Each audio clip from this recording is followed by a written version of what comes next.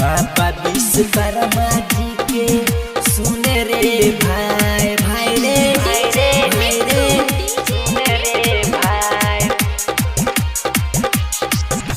अंगना निपाय छै मूर्ति बैठाबै छै बाबा विश्वकर्मा जी के सुन रे भाई।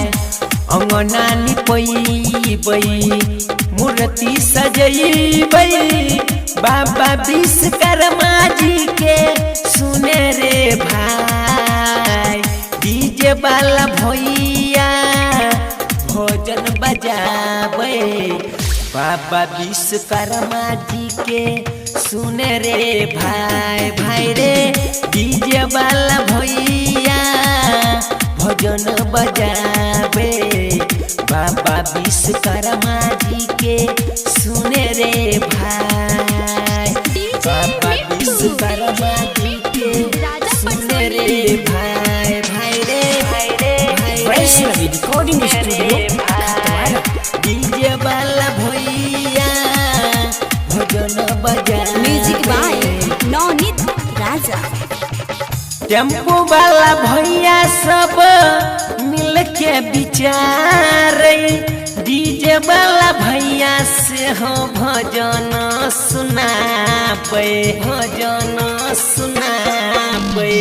टेम्पो वाला भैया जब बातों बढ़ाबे डीजे वाला भैया मिल भजन सुनाबे। सबे लोग मिल जुल पूजा रे करे बाबा विश्वकर्मा जी के सुन रे भाई। अंगना निपैबै मूर्ति सजैबै बाबा विश्वकर्मा जी के सुन रे भाई भाई रे। अंगना निपैबै मूर्ति बैठैबै बाबा विश्वकर्मा जी के सुन रे भाई। बाबा विश्वकर्मा जी के सुन रे भाई भाई रे भाई रे भाई रे सुन रे भाई। डीजे वाला भैया भजन बजा। Music by Navneet Raja. DJ Krishna भजन लिखे बाबा विश्वकर्मा जी के पूजा संग करे पूजा संग करे।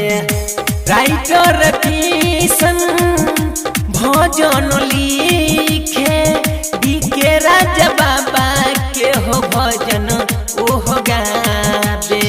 सभी लोग मिल जुल मूर्ति बैठलिए डीजे बजा के सब नचबै रे भाई। अंगना निपाई छै मूर्ति सजाई छै बाबा विश्वकर्मा जी के सुन रे भाई भाई रे।